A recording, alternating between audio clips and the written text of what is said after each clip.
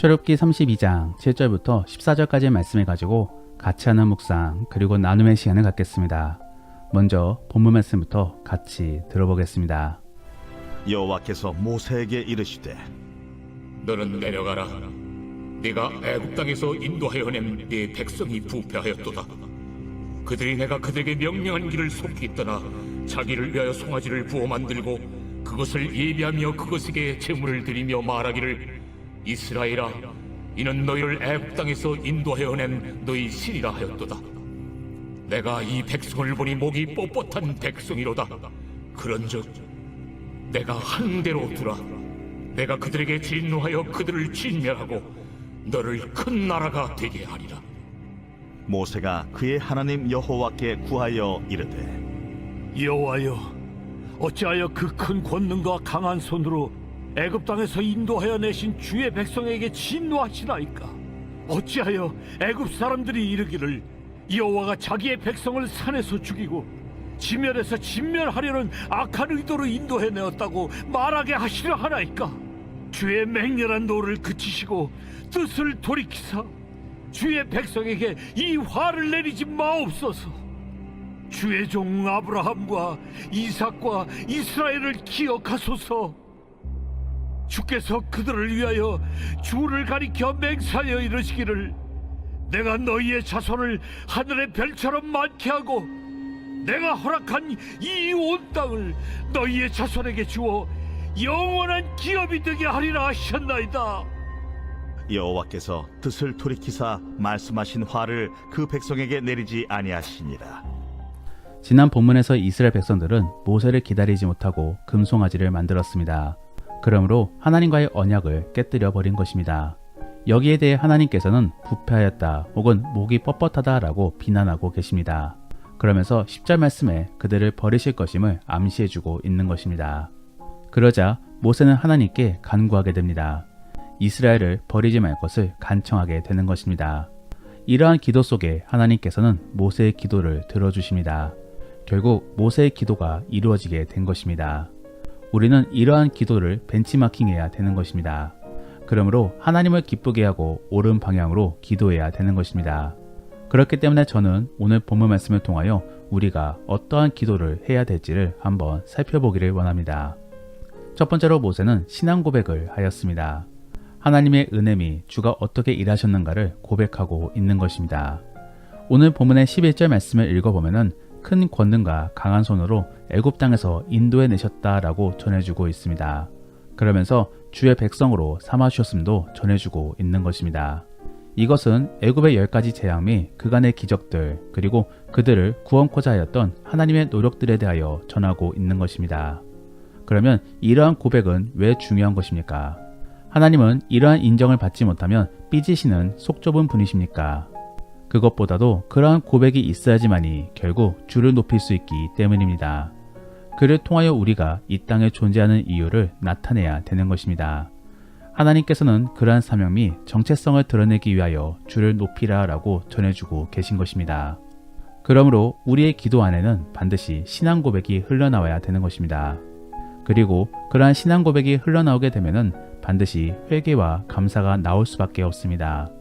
왜냐하면 받은 은혜가 있기 때문에 당연히 감사가 있을 수밖에 없는 것이고 그러한 은혜를 받았음에도 불구하고 죄를 짓고 있으니 그러한 부분 속에 하나님께 용서를 빌 수밖에 없는 것입니다.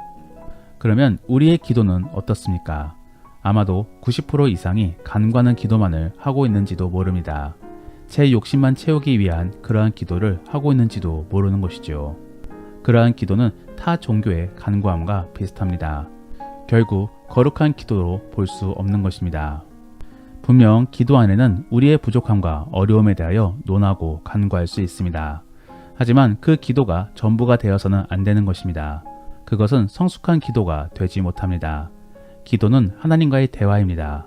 그러므로 주가 원하시는 이야기도 나누어져야 되는 것입니다. 그러한 부분들 속에 모세는 대화를 청하고 있는 것입니다. 그저 이스라엘 사람들만을 위한 기도를 하고 있는 것은 아닌 것입니다. 그러면 우리는 어떻게 기도해야 되는 것인가? 기도의 시간을 길게 잡으시고 간구함 속에 떠오르는 감동들에 대하여 반응해 보시기를 바랍니다. 그래서 회개할 것은 회개하시고 감사할 것은 감사를 드려보시기를 바랍니다. 그러면서 주의 은혜를 나누어 보시기를 바랍니다. 그렇게 기도함으로 하나님과 대화를 나눌 수 있는 복된 그리스도인이 될 수 있기를 원합니다. 두 번째로 모세는 하나님을 위한 기도를 드렸습니다. 그러므로 이스라엘을 멸해서는 안 되는 이유로 주의 영광에 대하여 논하고 있는 것입니다. 하나님은 이스라엘을 구원하심으로 주가 어떠한 분이신지를 만방에 펼쳐 보이셨습니다. 더불어 이제는 가나안 땅에 주의 나라를 세워 주의 다스림이 어떠한 것인지를 보여줄 예정이셨습니다. 그런데 본문의 상황은 어떻습니까? 하나님이 택한 백성을 저버리려고 하고 있습니다. 그렇게 되면은 결국 지금까지 보여준 기적의 퍼포먼스가 모두 물거품이 되는 것입니다.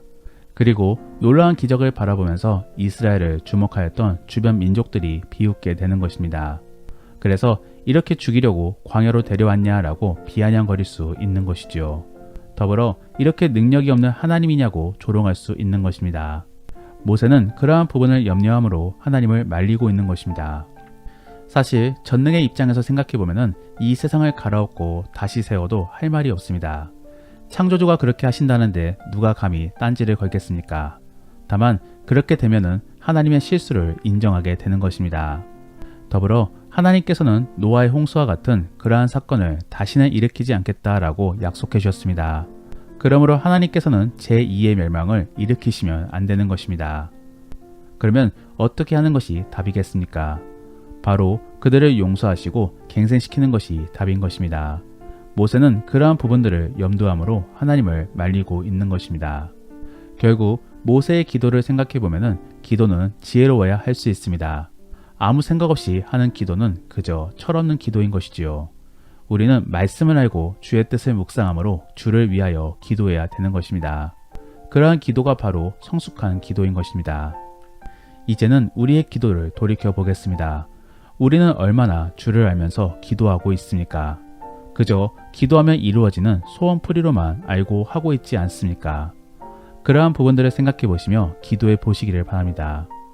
결국 온전한 기도가 이루어지기 위해서는 주에 대한 지식이 있어야 되는 것입니다. 그렇기 때문에 우리는 말씀과 함께 기도를 해야 되는 것입니다. 무작정 필요할 때만 기도해서는 안 되는 것이지요. 그러므로 이제는 성숙한 그리고 거룩한 기도를 가져볼 수 있기를 원합니다. 그를 통하여 주님과 소통해 볼 수 있기를 원합니다. 마지막으로 모세는 주의 약속을 붙들며 기도를 행하였습니다. 그러므로 모세는 하나님이 아브라함과 약속하신 사실을 논하면서 기도하고 있는 것입니다. 그러면 하나님께서는 무엇을 아브라함에게 약속해 주셨습니까? 창세기 15장 말씀에 셀 수 없는 자손들을 주시겠다고 말씀해 주셨습니다. 그리고 그 자손들이 가나안 땅을 차지할 것이라고 말씀해 주셨습니다. 그러므로 하나님의 입장에서는 그 약속을 지켜주셔야만 되는 것입니다. 그러므로 하나님의 입장에서는 그 약속을 지켜주셔야만 되는 것입니다. 그러면 하나님은 정말로 그 약속을 잊음으로 이렇게 멸하려고 하고 계신 것입니까? 그렇지는 않습니다. 그렇기 때문에 결국 용서해 주심으로 이스라엘을 가나안 땅으로 인도해 주신 것입니다. 그러면 하나님께서는 용서해 주실 이들을 속임으로 그들을 혼내고 계신 것인가?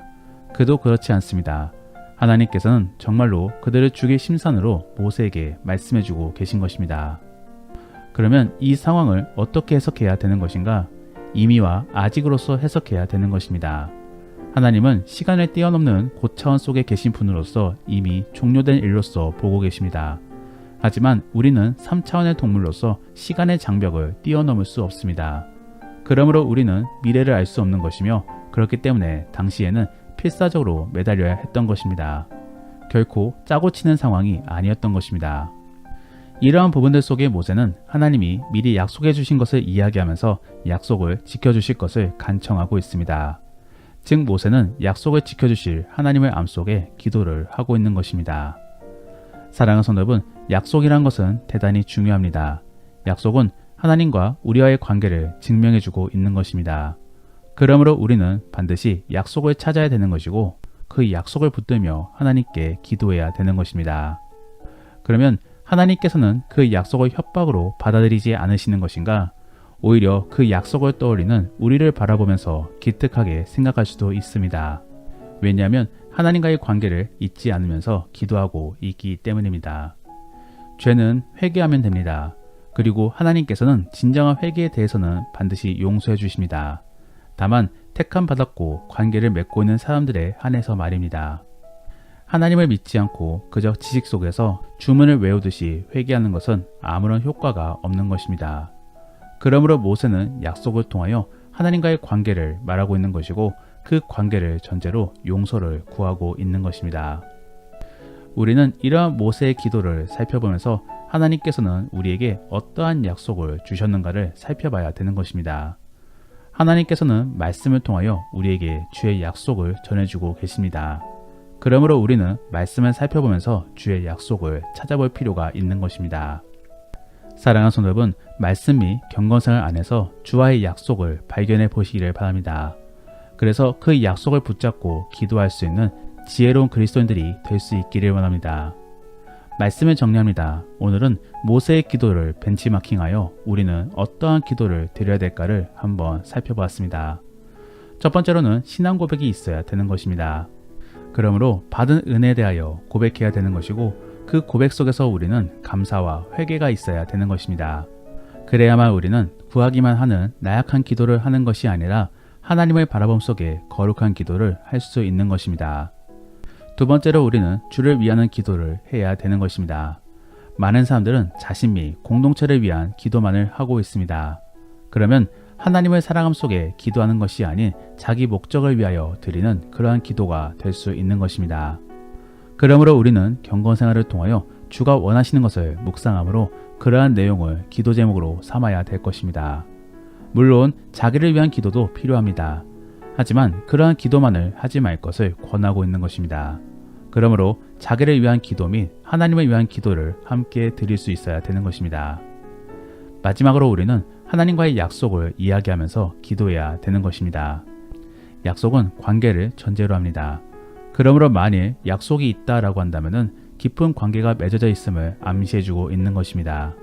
우리는 그러한 관계 속에 기도가 이루어져야 되는 것입니다. 그러므로 말씀 및 경건생활 안에서 발견한 약속들을 가지고 주님께 기도해 보시기를 바랍니다. 그러면서 주님과 깊은 교제를 가져보시기를 바랍니다.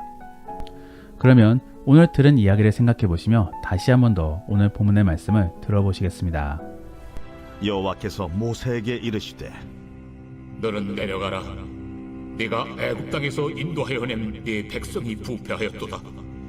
그들이 내가 그들에게 명령한 길을 속히 떠나 자기를 위하여 송아지를 부어 만들고 그것을 예비하며 그것에게 제물을 드리며 말하기를 이스라엘아, 이는 너희를 애굽 땅에서 인도하여 낸 너희 신이라 하였도다. 내가 이 백성을 보니 목이 뻣뻣한 백성이로다. 그런즉 내가 한 대로 두라. 내가 그들에게 진노하여 그들을 진멸하고 너를 큰 나라가 되게 하리라.